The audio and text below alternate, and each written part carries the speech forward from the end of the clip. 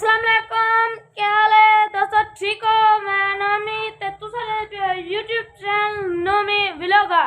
दोस्तों जरा से चैनल पहले बंदा है जल्दी जल्दी से चैनल को सब्सक्राइब बेल आइकन घंटी के निशान को प्रेस कर देवे। दोस्तों आज दी मजेदार वीडियो कराने है शुरू।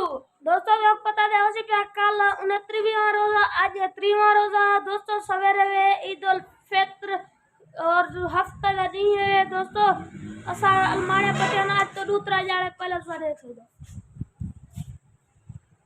तो इन खाने जाली सौदे कांसा से चे सामान जो बेली हाल ईद ईद गुजर वने क्योंकि ईद आडार लिखना खाने अंदर बे तो को दिखलाना बे अलमाड़े। दोस्तों बे अलमाड़े में इतने बोतल सेट कर कितने से दुकान तो गेंद दे रखो सा देख सकते हो। दोस्तों जरा से चैनल को जाना सब्सक्राइब करें कितना जल्दी से चैनल सब्सक्राइब और बेल आइकन घंटी के निशान प्रेस कर देवे। दोस्तों बोला मिलूं ईद।